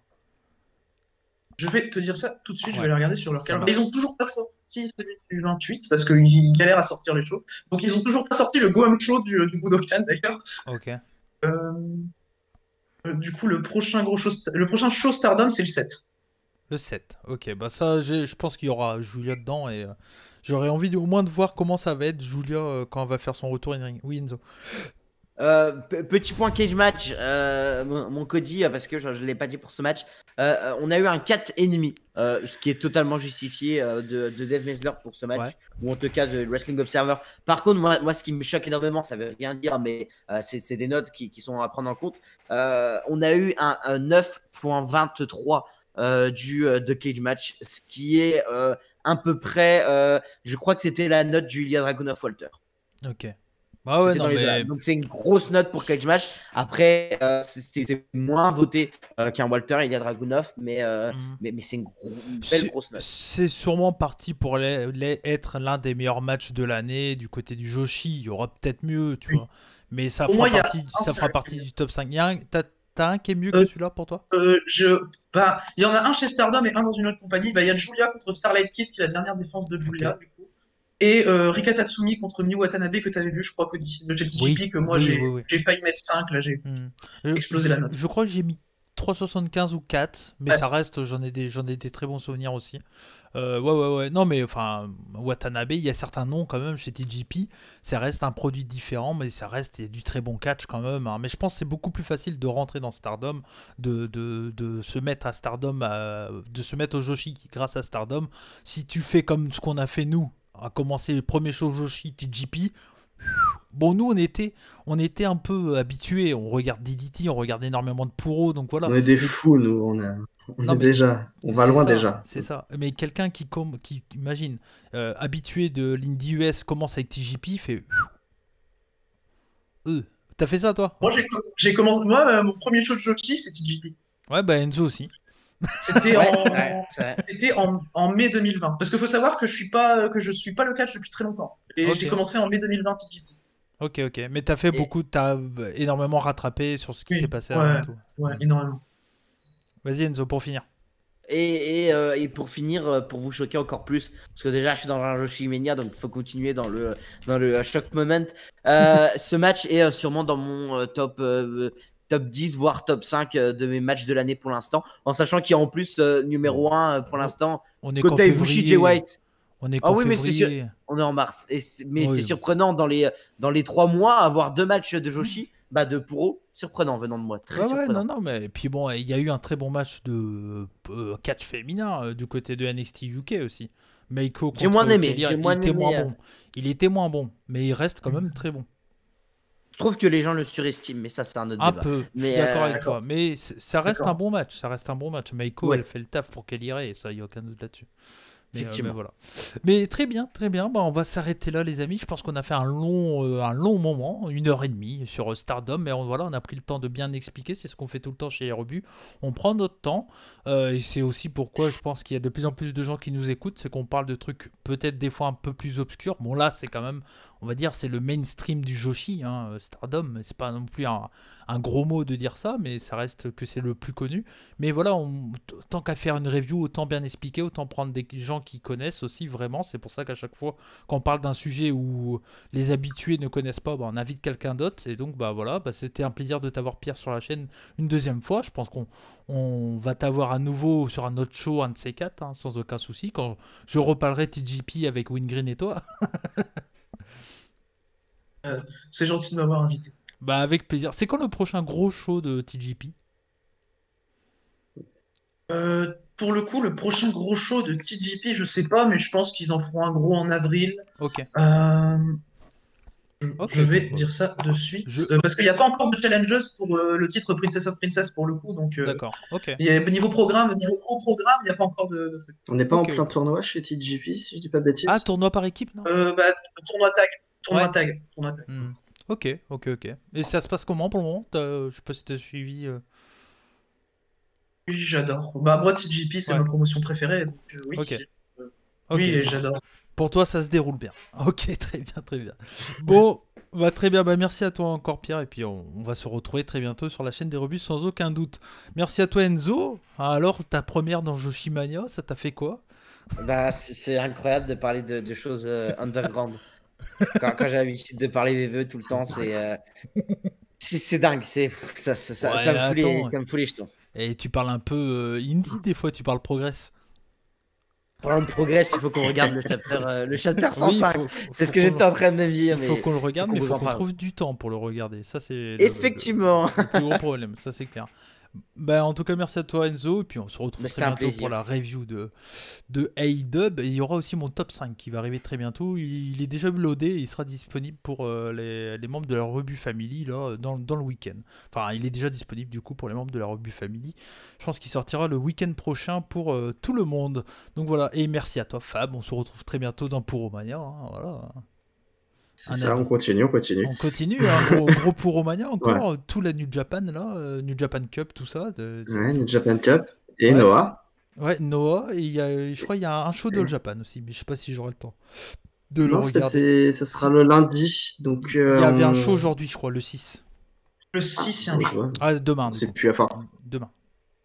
Ouais. En tout cas, un grand plaisir d'avoir parlé de Stardom. Ouais. Déjà. Merci Pierre de nous avoir aidé à nous aiguiller. Mais j'ai envie de continuer. Ouais, moi pareil. J'ai envie de continuer. Moi, je continue, moi aussi. Ouais, j'ai déclaré. Je regarderai... 5 stars, je regarde. Voilà, je regarderai sans doute. Ah oui, carrément. C'est bah, signé, c'est noté, on a tout le monde entendu. Oh merde. On va avoir, je crois qu'on va avoir un chroniqueur dans Puromania pour nous faire des petites chroniques. Ok. Voilà. Ok, bah très bien. Bah, merci à vous en tout cas de nous avoir suivis en version vidéo ou en version audio. N'hésitez pas à laisser un like, un commentaire si vous avez regardé le show ou si vous n'avez pas regardé mais que vous êtes intéressé par regarder le show. N'hésitez pas également à nous le dire, à nous le faire savoir. N'hésitez pas également à nous suivre sur les réseaux sociaux, les Rebuts du Catch. Enzo Rebut avec un S, Cody Rebut avec un S, Fab Rebut avec un S. Et toi Pierre, c'est Pémine Puroresu, Min MI2NE. Ok, donc voilà, bah, n'hésitez pas, puis allez voir également la chaîne de Warsing Love, la chaîne de Pierre si vous le souhaitez. Oui, là il y a plein de reviews sur plein de shows et pas que du Puro, hein, il y a sur tous les shows pratiquement. Pierre, je crois qu'il regarde, c'est un qui regarde le plus de catch en France avec Wingreen et puis Avo et Papy Catch. Je crois que c'est les 4, c'est le top 4 je crois. Je crois qu'il y en a peut-être d'autres, hein, mais faites-nous savoir si vous regardez à peu près 6 heures de catch par jour, faites-nous savoir. Pour être inscrit dans le top. En tout cas, merci à vous tous. On vous fait des bisous. C'était les Rebuts du Catch. Cody, Enzo, Fab et Pierre. On vous fait des bisous. Comme on dit chez nous, banzai. Et surtout, n'oubliez pas. Soyez curieux. Soyez curieux. Soyez curieux. Eh ben voilà, c'était pas synchro, mais c'est bien. Ça fait en canon. Impeccable. Allez, ciao. Bisous. Ciao.